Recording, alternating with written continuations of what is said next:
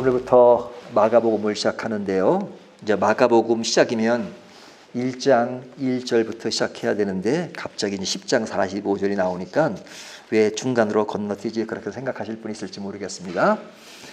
하지만 오늘 본문은 마가복음을 드러내는 가장 핵심적인 구절이라고 할 수 있습니다. 다시 말하면 마가복음의 핵심 주제라고 말할 수 있는데요. 이 본문을 보면 예수님이 이 땅에 오신 것은 섬김을 받으려 함이 아니며 섬기려 하신다 하는 말씀을 하고 있죠. 그러니까 예수님이 이 세상에 오신 목적은 섬김을 받는 것이 아니라 섬기려 한다. 어떻게 섬기느냐? 목숨을 내놓으시고 그리고 우리를 위해서 대성물로 주려고 하시는 것이다. 이렇게 말씀하십니다. 근데 이제 이 말씀이 이 마가복음 전체를 아우르는 그런 핵심 주제예요. 그래서 우리가 마가복음을 이야기할 때 무엇을 이야기하느냐 하면 종으로 오신 예수님을 강조합니다. 종으로 오신 예수님. 야, 종으로 오신 예수님을 강조한다면 그럼 다른 복음서는 무엇을 강조하느냐? 우리가 성경 앞에 있는 그 신약의 네 권을 뭐라 그러죠? 사복음서라 그러죠. 사복음서 마태, 마가, 누가, 요한 사복음서라고 합니다. 공관복음 하면 뭐죠? 마태, 마가, 누가복음을 그렇죠? 이렇게 이야기를 합니다. 그리고 요한복음 별개로 하죠. 근데 이 마태는 그 대상을 누구로 하냐면 유대인들을 대상으로 합니다. 그러니까 유대 안에 있는 유대인, 그리스도인들, 그러니까 유대 안에 있는 그리스도인들을 이야기하면서 그 유대인들은 특별히 구약 성경을 너무 잘 아니까 마태복음에서는 예수님을 강조할 때 왕으로 오신 예수님, 그것을 강조해요. 왕으로 오신 예수님을 강조하면서 구약의 많은 성경 구절을 인용합니다. 그래서 마태복음은 인용이 굉장히 많아요. 왜냐하면 유대인들, 그리스도인들이기 때문에 그들은 계속 구약에 익숙하기 때문에 그런 것을 통해서 예수님이 메시아다 하는 것을 보여줍니다. 근데 그들이 좋아하는 다윗왕이나 이런 모든 그들의 조상들이 있으니까 왕으로 오신 예수님을 강조합니다. 그런 반면에 누가는 뭘 강조하냐면 인간으로 오신 예수님을 강조해요. 그 대상이 누구냐면 헬라에 있는 그리스도인들이에요. 그리스에 있는 그 유대인들에게 인간으로 오신 예수님을 강조해요. 또 누가는 의사였기 때문에 그런 의학적인 용어도 상당히 많이 나옵니다. 자, 요한은 성자로 오신 예수님, 성부, 성자, 성령 할 때 성자로 오신 예수님을 강조해요. 근데 이 요한복음은 그 대상이 모든 사람을 대상으로 하고 있습니다. 자, 그런데 이제 우리가 읽은 지금 강의하기 시작하는 마가복음은 종으로 오신 예수님을 강조하면서 그 대상이 누구였냐면 로마에 있는 그리스도인들입니다. 로마에 있는 그리스도인들. 근데 이 로마에 있는 그리스도인들을 대상으로 하는 걸 보면 이 사복음서가 다 그 대상이 좀 다른 걸 볼 수 있죠. 마가복음은 누굴 대상으로 한다고요? 유대인들, 유대인 그리스도인들. 그 다음에 누가복음은요? 헬라에 있는 그리스도인들. 마가복음은요? 로마에 있는 그리스도인들. 그리고 요한복음은 모든 사람을 다 다루고 있습니다. 근데 이제 여기 저자들을 보면 저자 이름을 따서 마태, 마가, 누가, 요한을 하잖아요. 근데 이 네 복음서 중에서 예수님의 제자가 누구입니까? 예수님의 제자가 몇 명이죠? 마태는 예수님의 제자입니까? 제자가 아닙니까? 갑자기 이렇게 또 마태 예수님이 제자잖아요. 누가는요? 제자가 아니죠. 그러면 마가는요? 아니죠. 요한은요? 제자죠. 그러니까 사복음서 중에 마태와 요한은 예수님의 제자고 누가나 마가는 예수님의 제자가 아닙니다. 그러면 이 사복음서가 예수님의 행적을 가지고 다른 글이라면 제일 먼저 쓴 책이 어떤 책일 것 같아요? 제자들이 쓴 책, 마태나 요한이 제일 먼저 사복음서 중에 하나를 썼을 것 같죠? 하지만 그렇지 않습니다. 누가 제일 먼저 썼냐면 오늘 저희가 강의하기로 시작한 이 마가가 제일 먼저 사복음서 중에서 마가복음을 기록한 겁니다. 제일 먼저 기록한 책이에요. 그래서 이 복음서 중에서 제일 짧은 책이 뭐죠? 저희가 읽은 마가복음이에요. 마가복음 16장까지 있어요.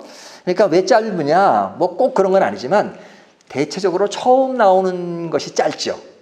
근데 두 번째, 세 번째 나가면 그 짧은 것에다 자꾸 보태고 더 추가되니까 더 길어지죠. 그래서 이 마가복음을 보면 길게 이루지 않고 사건이 나면 아주 그냥 간단하게 나오고 계속 이어지는 것을 볼 수 있어요. 근데 이 마가가 예수님의 제자가 아니에요. 예수님의 제자가 활동을 할 때 마가는 굉장히 어린 나이였습니다. 그러니까 예수님을 제자들이 더 잘 알죠. 예수님을 더 잘 아는 제자들이 복음서를 먼저 기록할 것 같은데 마가가 그 당시는 조금 어린 나이였는데 아주 어린 건 아니고 이렇게 뭐 10대 그 정도 나이였는데 이 마가가 제일 먼저 기록을 했습니다. 자, 그렇다면 뭐 여러 가지를 얘기했는데 지금까지 한 얘기를 정리해 보면 마가복음은 사복음서 중에서 제일 먼저 기록된 책입니다. 그리고 마가는 예수님의 제자가 아니다. 그러면서 대상은 누구로 한다 그랬어요? 로마에 있는 그리스도인들 그리고 종으로 오신 예수님을 강조합니다. 그러면 이 마가복음이 언제 쓰여졌냐? 주후 65년에서 70년 사이에 기록된 것으로 이야기하고 있어요. 제가 지금까지 설교를 하면서 저자가 누구며 몇 년도에 기록한 이야기를 별로 안 했습니다. 성경을 뭐 거의 끝냈음에도 불구하고 그런 얘기를 안 하고 바로 본론으로 들어갔는데 오늘은 왜 마가복음에 쓰여진 시기를 이야기하냐면 이 시기의 문제와 우리들이 이해하는 문제가 굉장히 중요하기 때문에 그렇습니다. 자, 마가가 주 65년부터 70년 사이에 마가복음이 기록되었는데 그 전에 어떤 사건이 있었냐면 그 로마 황제 중에 네로라는 사람이 있습니다. 이 네로라는 사람이 큰 일을 겪게 되는데 그것이 뭐냐면 대화재입니다. 로마의 화재 사건이 일어납니다. 근데 그 화재가 언제 일어나냐면 64년 7월 18일 날 일어납니다. 64년 7월 18일 날 로마에 화재가 일어나는데 이 화재가 그냥 뭐 잠깐 탄 정도가 아니라 로마에 14개의 지역 나눔이 있었는데 그 중에 거의 3분의 2가 탔습니다. 그러니까 이 로마 시내가 완전 불바다가 됐죠. 그래서 일주일 내내 그 불이 탔습니다. 그 당시 로마는 집들이 있었는데 대부분 나무로 진 집이었어요. 나무로 저렇게 이렇게 몇 층 되는 집들이 탁탁탁 붙어 있었거든요. 그러니까 그 붙어 있는 집이 불이 나니까 굉장히 빨리 막 그냥 탔죠. 뭐 오늘날처럼 뭐 이렇게 불을 끌 수 있는 시설이 없고 그 당시에도 이 소방수가 있었지만 양동이로 그냥 물을 끼얹는 정도의 그런 시대였단 말이죠. 그러니까 그 대화재가 일어났습니다. 근데 그 불을 누가 일으켰느냐? 역사가들의 이야기를 들으면 네로 황제가 불을 지른 건 아니라 그래요. 근데 그 당시 사람들은 네로 황제가 불을 질렀다고 생각했습니다.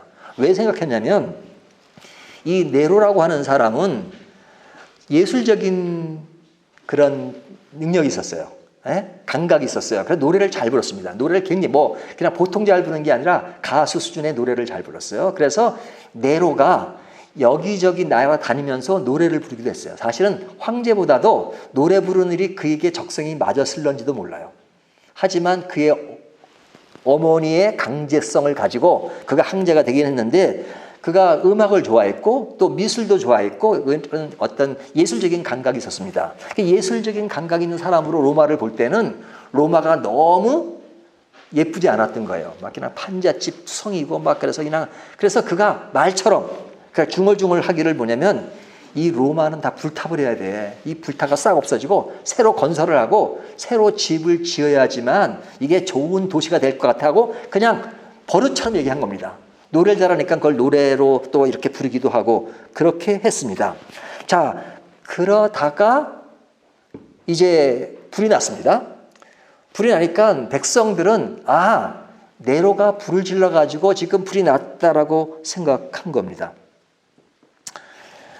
근데 이 네로라는 사람이 이젠 자기가 모든 누명을 쓰게 되니까 이거를 누구에게 돌려야지만 살다고 생각해서 여러 가지 생각하다가 유대인들을 생각했습니다. 유대인들에게 누명을 씌워볼까. 근데 그 당시에 유대교는 좀 더 그 안에서 활발했고, 그래서 아무래도 그 힘이 크기 때문에 그것보다는 요즘 많이 전파되고 있는 그리스도인들을 한번 그들에게 이렇게 누명을 씌우면 그들에 의해서 자기가 살아날 수 있는 역량이 더 많겠다고 생각한 겁니다. 그래서 그것을 누구에게 뒤집어 씌우냐면 그리스도인들에게 뒤집어 씌운 겁니다. 저 사람들은 성찬을 하는 사람인데 뭐 피를 먹고 뭐 그런 사람들 자꾸 이렇게 그들을 비하시키면서 그리스도를 비하시키면서 그들이 불을 질렀다. 그렇게 이야기한 겁니다.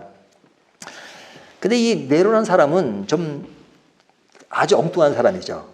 정신분열증도 심했고요. 그 엄마도 그렇습니다. 그 엄마가 이제 아그리피나라는 사람인데 이 사람은 굉장히 아주 뭐 복잡한 여자예요. 13살 때 결혼해가지고 남자가 있었는데 그 남자가 일찍 죽었습니다. 그 남자에 의해서 이제 네로가 태어났는데 그 이후로 그 집안이 이제 왕족 집안이니까 나중에는 결혼을 몇 번 하고 그 다음에 이제 자기의 삼촌 이 클라디우스와 결혼을 하게 됩니다. 그러니까 황제의 부인이 되는 거죠. 그러면서도 이제 뭐 전략적으로 뭐 정치적으로 해가지고 뭐 죽이고 하면서 자기가 굉장한 위치에 오릅니다. 그래서 어려움 속에서 네로는 어디에 있는지도 몰랐는데 그 아들을 찾아다가 이제 강제적으로 이제 황제의 자리에 앉혀놓은 겁니다. 그러니까 이 사람은 강제로 앉혀진 거죠. 그래서 이 어린 나이에 그때가 네로가 16살 때니까 그가 아주 그냥 그를 이렇게 닥치하면서 정치를 하다가 결국 네로라는 사람도 그 어머니의 그 아들이라고 그도 개팍한 사람이었습니다. 결국은 네로가 그의 어머니를 죽입니다. 그러니까 이런 많은 그런 사건이 있는 상황 속에 이 지금 로마는 불이 타고 네로는 굉장히 어렵게 되고 그렇습니다. 그러니까 이 모든 것들을 이제 기독교인들에게 이제 뒤집어 씌우는데 그래서 기독교를 박해하기 시작한 겁니다. 이 박해를 얼마나 심하게 했냐면요. 그냥 그 사람들을 이게 기둥에 매달아 놓고 거기다 옷을 입혀가지고 기름을 부어가지고 그냥 그 가로등처럼 그냥 길을 밝히는 그런 가로등처럼 놨습니다. 사람을 매달아 놓고 그리스도인들을. 그리고 사람들에게 짐승 옷을 펴서 사자에게 뜯기게 하고 그 다음에 뭐 개에게 뜯기게 하고 해가지고 굉장한 박해를 했습니다. 그러니까 그 당시에 그리스도인들은 굉장히 어려움 속에 살았죠. 뭐 어려움 정도가 아니라 진짜 힘든 그런 시간들을 보내고 있었습니다. 너무너무 힘든 그런 상황 속에서 그들이 뭘 생각했습니까? 하나님이 살아계신다면 왜 우리들에게 이런 시련과 고통의 시간을 줄 것인가? 라는 생각을 했겠죠. 하나님이 누구신가? 우리를 구원하신 예수님이 누구신가? 그런 것들을 진짜 피부적으로 생각하지 않을 수가 없죠. 이론이 아니라 절박한 현실 속에서 그들은 고통스러운 시간들을 보냈습니다. 그런 고통스러운 시간을 보낼 때 마가는 그들에게 마가복음을 쓴 거예요. 그러니까 그들에게 위로하고 그들의 어려움을 헤쳐나가면서 그들이 진정으로 살 길은 바로 예수 그리스도의 십자가라는 것을 이야기할 때 그들에게 왕으로 오신 예수님을 소개하겠어요? 예수님이 그 어려움에 함께 동참하시고 그들을 위로하시고 그들을 그런 가운데 구원하시는 예수 그리스도를 강조하기 위해서 그는 어떤 예수님을 강조했어요? 종으로 오신 예수님. 저희가 읽은 10장 45절에 종으로 오신 예수님. 인자가 온 곳은 섬김을 받으려 함이 아니라 도리어 섬기려 하고 자기 목숨을 많은 사람의 대속물로 주려 함이니라. 이런 말씀을 하는 거죠. 그래서 이 말씀을 기초로 전체의 내용이 예수님은 종으로 오신 예수님으로서 그들을 위로하고 그 위로 속에서 그들을 복음으로 이끄는 그런 역할을 마가가 한 겁니다. 그러니까 그 당시의 배경과 상황이 굉장히 어려운데 그 어려운 사람들에게 영혼이 담긴 격려를 한 겁니다. 그냥 아유, 고생하고 있지, 힘들고 있지, 뭐 괜찮아, 조금만 참으면 돼, 예수 그리스도의 십자가를 봐, 이 정도가 아니라 정말로 마음이 담긴 그들의 어려움과 그들의 고통과 그들의 괴로움을 생각하면서 이런 것을 지금 잘 극복하고 가야 되는데, 그러기 위해서는 정말 어려움을 잘 견디기 위한 그 마음, 이것은 진짜 당장 눈앞에 죽어가는 그런 사람을 생각하면서 이 마가복음이 기록된 것입니다. 자, 그렇다면 이 내용을 기록한 마가는 어떤 사람이냐? 아까도 말씀드렸지만 예수님 당시에 나이가 어린 사람이었습니다. 그래서 성경에 보면 마가로 비유되는 그런 사건들이 나와요. 뭐 마가인지 아닌지는 모르지만 예수님이 이렇게 체포될 때 이제 옷을 벗고 도망간 사람도 마가라고 한 그런 얘기도 있고 그렇습니다. 근데 이 마가라는 사람이 예수님의 제자는 아니었지만 제자와 무척 친했습니다. 누구와 친했냐면 베드로와 무척 친했습니다. 그래서 베드로전서 5장 13절에 보면 베드로는 뭐라고 이야기를 하면 마가는 내 아들이라, 이렇게, 내 아들 마가는 이렇게 말합니다. 근데 이제 우리 성경에는 아들이라고 번역지만 정확한 번역은 통역관이라는 얘기예요. 통역관 마가는, 이런 얘기가 됩니다. 그러니까 마가가 베드로의 통역을 담당했어요. 그래서 베드로전서 후서를 우리가 옛날에 본 적도 있지만 베드로전서 후서가 주로 어떤 내용을 다루죠?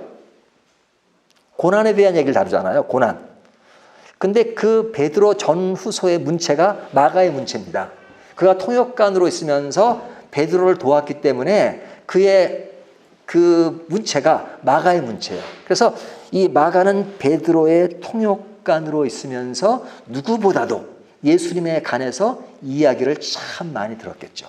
그래서 베드로의 이야기를 통해서 예수님의 행적인 마가복음을 기록한 데 굉장히 큰 도움을 받았던 것 같습니다. 그래서 베드로 전후서나 마가복음은 하나같이 고난 속에 있는 어려운 사람들을 대상으로 해서 쓰여진 것을 볼 수가 있어요. 그래서 베드로의 영향을 많이 받았습니다. 그런가 하면 또 이 마가는 바울과도 연결돼요. 바울. 근데 이 마가의 그 사촌이 누구였냐면 바나바였습니다. 바나바. 그러니까 바나바의 조카죠. 이 바나바가 이제 마가와 연결되는데, 이제 사도 바울이 사울에서 바울이 되었잖아요.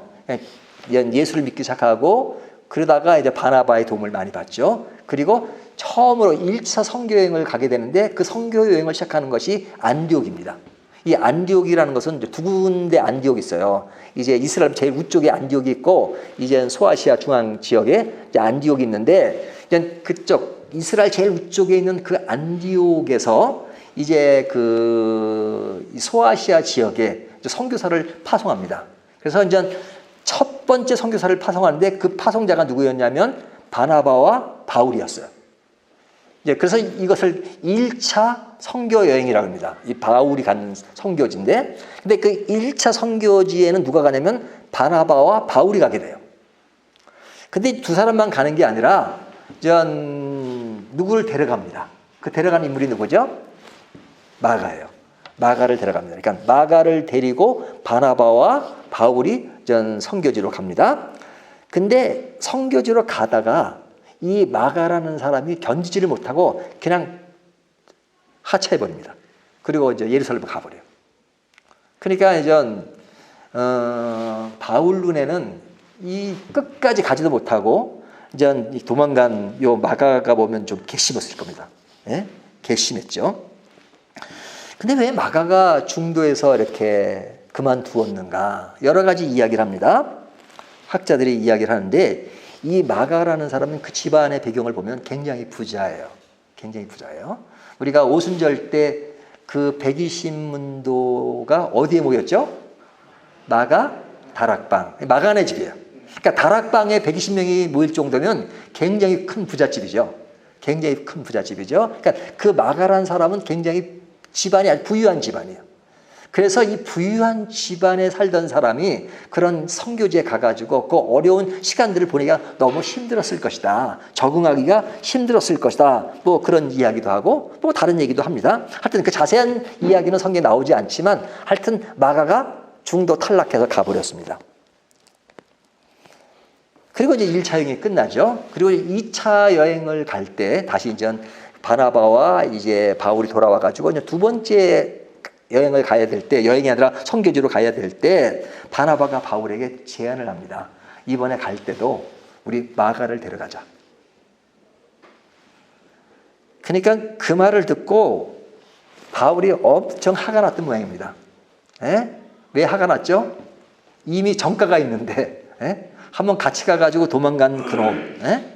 그래서 그것 때문에 바나바와 바울이 엄청 심하게 싸웁니다. 성경을 보면 그들이 심하게 싸웠다 이야기합니다. 뭐 성경은 아주 그냥 좀 뭐랄까 좀 좋게 얘기하니까 심하게 싸웠다지 뭐 그 안에 뭐 어떤 정도로 싸웠는지는 뭐 자세히 표현되어 있지 않으니까 하여튼 아주 바울로서는 상당히 기분이 안 좋았던 것 같습니다. 그러니까 바나바도 뭐 싸운 것을 보면 아니 뭐 이해를 하고 또 한 번 실패가 있지만 실패했다고 뭐 계속 실패하냐? 다시 우리가 기회를 줘야 되지 않느냐? 뭐 등등등 여러 가지 이야기가 나왔겠죠. 그래서 두 사람이 그것 때문에 의견이 이렇게 맞질 않습니다. 그래서 2차 여행서부터는 바울과 바나바는 완전히 헤어집니다. 그래서 바나바는 바나바대로 선교지에 가게 되고 바울은 혼자서 바나바와 달리 혼자서 선교지를 가게 되죠. 그리고 이 마가라는 존재는 바울에게는 별로 그렇게 대단한 존재가 아니었습니다. 그러니까 바울에게는 마가라는 사람은 한 번 정가가 있는 사람이었는데 그리고 이제 시간이 흘렀죠. 시간이 흘러서 이제 바울이 디모데에게 편지를 쓰는 것이 디모데 전후서잖아요. 디모데 전후서에 보면 바울이 디모데에게 뭐라고 얘기하냐면 네가 올 때 마가를 데리고 오라 이렇게 합니다. 마가를 데리고 오라. 근데 그 전에 보면 바울이 자기에게 유용했던 사람들, 유익했던 사람들에 대한 얘기를 많이 합니다. 누가는 지금도 나와 함께 있는지라 뭐 이런 아리스타고는 나와 함께 하는 자니라 뭐 이런 얘기도 하고 그러니까 그 사도 바울이 고마웠던 사람들을 이야기를 종종 합니다. 어떤 사람은 성경에 그렇게 알려지지 않은 사람이지만 사도 바울이 연금되어 있거나 그럴 때 같이 있어준 그런 누가나 이런 사람들이 굉장히 그런 잊지 못할 그런 사람들이기 때문에 잊지 않고 그들의 이름을 이렇게 언급할 때가 있습니다. 그런데 그런 바울이 마가와는 좀 안 좋은 그런 사건이 있었는데 디모데를 향해서 마가를 데리고 오라. 마가는 나에게 유익합니다. 나에게 유익하다 이거죠. 그러니까 옛날에는 무익했던 사람이에요. 근데 유익한 사람이에요. 우리가 무익과 유익이 나면 생각나는 사람 있습니까? 오네시모. 우리가 빌레몬서에 보면 빌레몬과 오네시모가 있잖아요. 빌레몬은 주인이고 오네시모는 종이잖아요. 그러니까 이제 그 빌레몬을 그 배반하고 도망간 오네시모니까 하지만 바울은 뭐래요? 이 두 사람의 관계를 화해시키기 위해서 굉장히 애를 쓰죠. 그래서 쓴 것이 빌레몬서인데 빌레몬서에 보면 오네시모는 무익했지만 지금은 유익한 자니라 이렇게 말하죠. 과거에는 무익했지만 지금은 유익한 자니라 이렇게 말하죠. 근데 지금 바울이 그런 격이죠.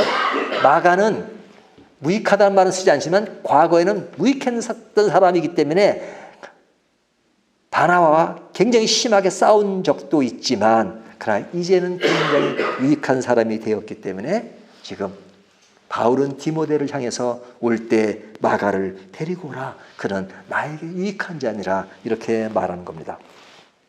자, 그렇다면 우리가 뭘 추론해 볼 수 있어요? 마가라는 사람이 그동안 많은 시행착오와 어려움을 겪었지만 그 많은 시간들을 보내면서 다듬어지지 않았던 사람들이 성숙해지고 다듬해진 그런 과정을 겪었죠. 그 다듬어진 그 배후에는 누가 있었어요? 바나바가 있었죠. 바나바가. 바울은 지금 보일 때 그가 제대로 가지 않으니까 그를 내리쳤어요. 쳤다기보다는 그를 거절했어요. 하지만 그런 실패하고 무익했을 때 그것을 껴안은 사람은 누구예요? 바나바예요. 바나바. 그래서 우리가 성경을 사도행전을 보면 이 바울의 이름보다도 바나바 이름이 먼저 나올 때가 있어요. 앞에 부분은. 그래서 성경은 이 이름을 기록할 때는 영향력이 있는 사람을 제일 앞에 기록합니다. 나중에 가면 바나바가 뒤로 가고 사울이 앞으로 가지만 초창기에는 바나바 이름이 쭉 나열되고 제일 마지막에 사울이 될 때, 그리고 사울이 제일 나중에 될 때도 있었어요. 하지만 이 바나바라는 사람은 성경에 그렇게 많이 등장하지는 않지만 사도행전은 자기의 재산을 팔아서 교회를 위해서 도운 그런 사건이라든지 여기에 마가를 그런 양육했던, 그리고 바울에게 도움을 주었던 그 바나바의 숨은 진짜 중요한 믿음의 성도죠. 이 바나바가 바울이 거절했지만 그러나 그에게 많은 영향을 주어서 그는 다듬어지지 않았지만 다이아몬드처럼 다듬어진 사람으로 만들었어요.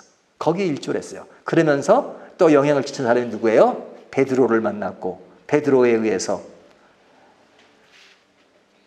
이 사람은, 마가는 다듬어지기 시작했죠.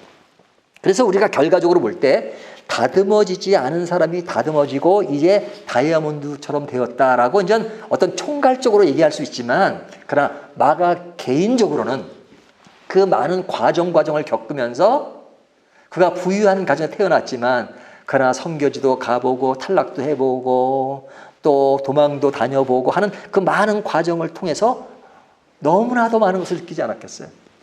마음속에 깨닫고 마음속에 느끼는 것.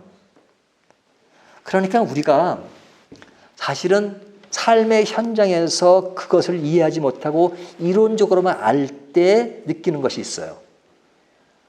제가 지난주에 어떤 분을 만났는데 그분이 이제 농아교회에 대한 얘기를 하더라고요. 농아교회. 이렇게 듣지 못하신 분들만 목회하는 교회. 근데 제가 농아교회가 있는 건 알았지만 그 농아교회의 어떤 실제 모습을 이렇게 아주 리얼하게 들은 건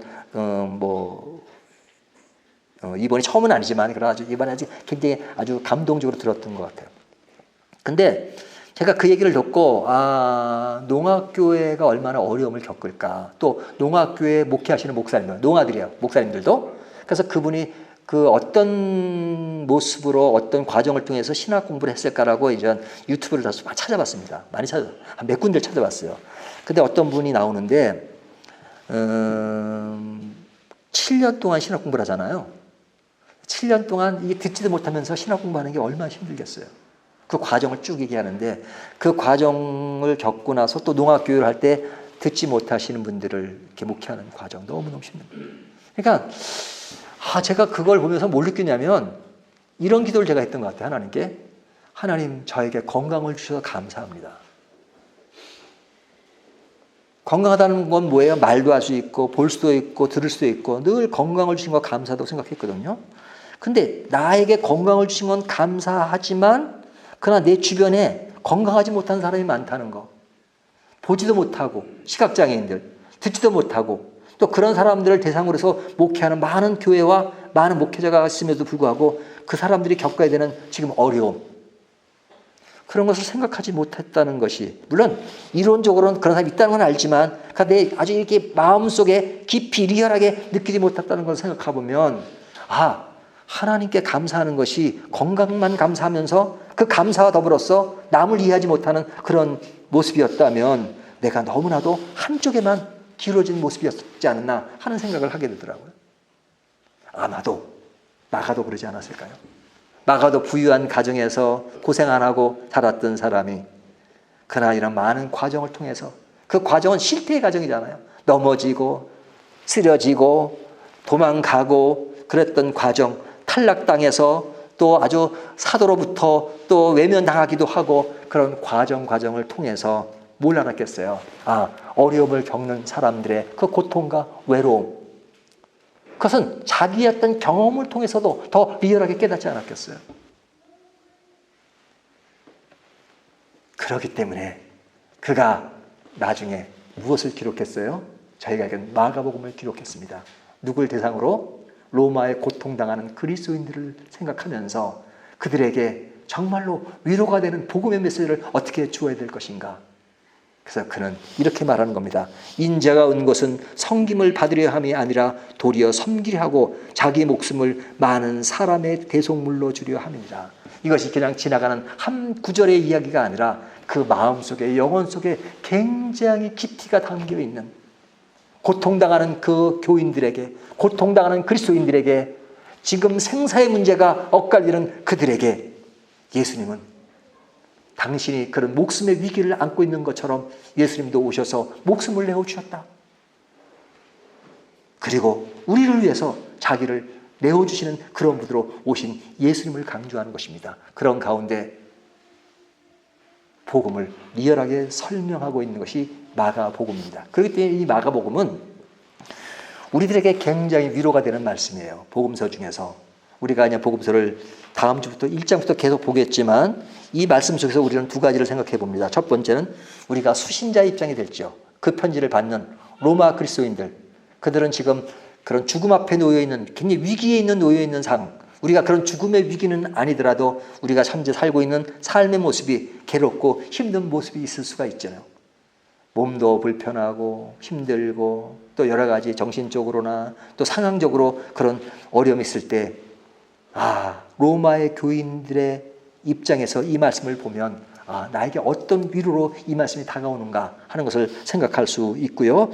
또한 이 편지를 보내는 마가의 입장에서는 내가 그동안 많은 경험 속에서 깨닫게 하신 것을 가지고 진짜 누구를 위로하고 누구에게 다가갈 때 어떤 자세로 그냥 입으로만 하는 것이 아니라 진짜 영혼이 담긴 그런 격려와 그런 사랑과 그런 것으로 다가가는 것이 무엇일까 하는 것을 생각하게 하지 않겠습니까? 오늘 이 말씀을 가지고 우리가 어떤 위치에 있든 정말로 영혼이 담긴 격려와 사랑 안에서 복음을 다시 한번 느끼는 저와 여러분이 되시기를 주님의 이름으로 축원합니다.